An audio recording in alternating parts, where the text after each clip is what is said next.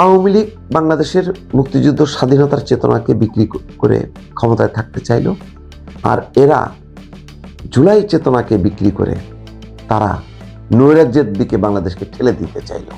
দুই অপচিন্তা, দুই অপশক্তির বিরুদ্ধে বাংলাদেশের জনগণ বুঝতে পেরেছে যে না, বাংলাদেশকে একটা গণতান্ত্রিকভাবে শাসনতান্ত্রিক পথে পরিচালিত করতে হবে। আজকে তার পক্ষেই রায়, মনে রাখবেন, তার পক্ষেই রায়।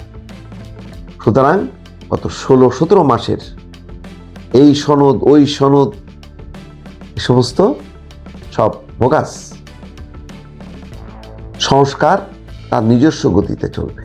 বাংলাদেশের প্রধান রাজনৈতিক দল যারা আজকে বিজয়ী হলো, তারাই সংস্কারের জন্য গত 3-4 বছর ধরে তারা প্রস্তাবনা করছে।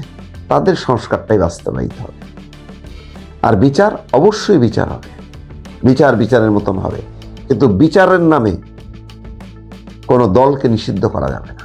দলকে নিষিদ্ধ করে আপনি আখের গোছাবেন, গণতান্ত্রিক শক্তির ভেতরে লুকায় থেকে তাদেরকে খুঁজে খুঁজে খাবেন, সেই সুযোগ আর সম্ভবত দেয়া হবে না।